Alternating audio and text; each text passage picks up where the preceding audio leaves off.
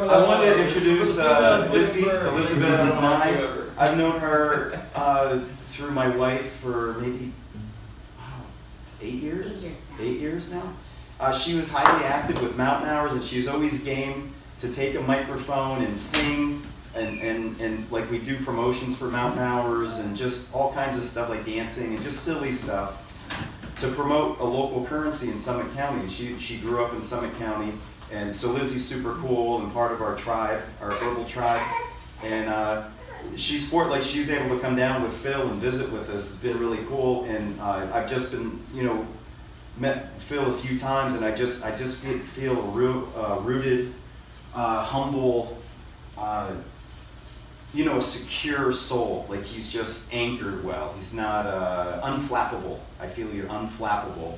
And he does roof work. He's a man's man. Works with his hands. So I always appreciate that kind of thing. So I'm glad you guys could come down and visit and witness here about the good news. We're teaching people about the good news about this Bob Marley revolution that we're wanting to have, that the King is commanding us toward, because my child, just like yours, is being poisoned right now through chemicals. They're poisoning our children the exact same way they're poisoning those children in Syria. They just do it on slow kill versus fast kill. It's just the speed. The only difference is the speed.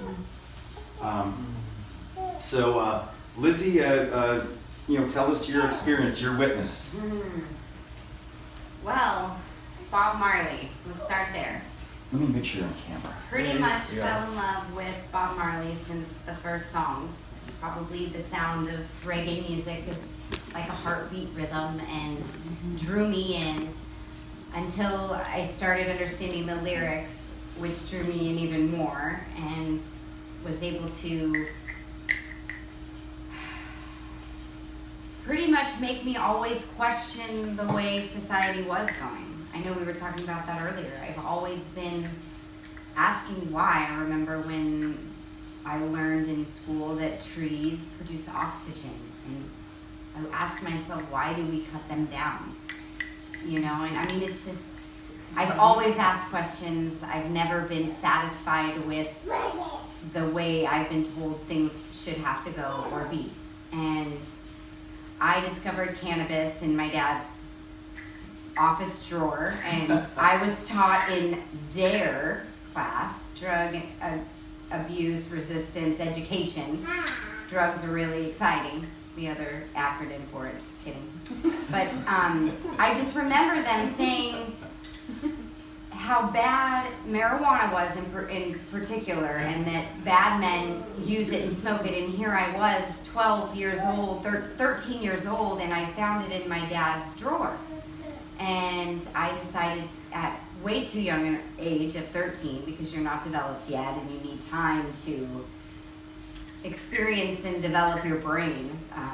But I knew right then that it wasn't for bad men. And I personally enjoyed the experience. And,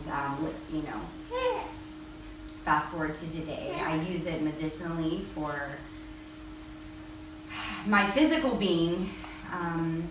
And also for me, I know it can be maybe stifling for others. I find it sometimes to help me personally not check out, but allow myself to go deeper, because I tend to sometimes go deeper into thought or overthink things and really dig deep into why I'm feeling this way.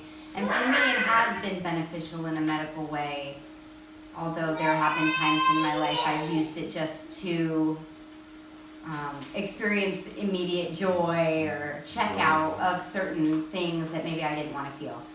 And any substance, food can do that for you. I come from a background of substance abuse, so for me, alcohol was the one thing that was numbing my soul, numbing my heart, numbing my relationship with any vibration of this universe, which to me is God. It's in us, it's all around us. And I'm really grateful for cannabis because it allows me to still be able to feel like I can free myself, from the regular world, but it keeps me grounded. It doesn't make me react the way I do with other substances. And I do believe that God gave us cannabis. We wouldn't have cannabinoid receptors in our body if there wasn't some use for it in our bodies for medicine. We know that it's curing cancer. We know all these things, and here it's finally the veil's being lifted from how taboo it was, and people of all demographics are starting to see that maybe we've been mistaken. And again, cannabis, it's even from the state going from illegal to legal, is helping people awaken to the idea of, oh, well, if we were wrong about this, what else is maybe we've been misled on? And I truly believe that.